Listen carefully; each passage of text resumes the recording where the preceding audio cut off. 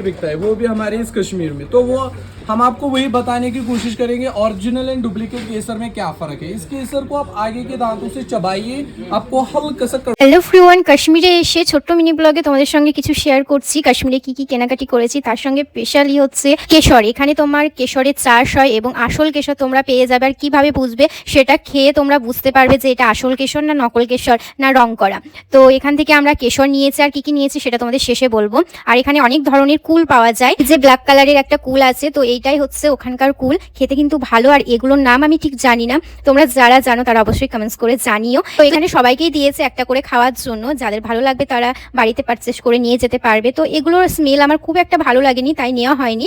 আর এখানে কুলটা নেওয়া হয়েছিল ওয়েট লস এবং এনার্জির জন্য। একটা ভিটামিন পাউডার নেওয়া হয়েছে, কারণ আমরা বিভিন্ন টাইমে বাইরে থেকে এলে এনার্জি পাই না, শরীর অনেকটা উইক হয়ে যায়, তো সেই কারণে এটা নেওয়া হয়েছে। আর সঙ্গে ছিল কেশর, এটা তো নিতেই হবে। তো এইগুলোই আমরা নিয়েছি আজকে তোমাদের সঙ্গে এটাই শেয়ার করার ছিল। কেমন লাগলো জানিও। Tata, bye bye.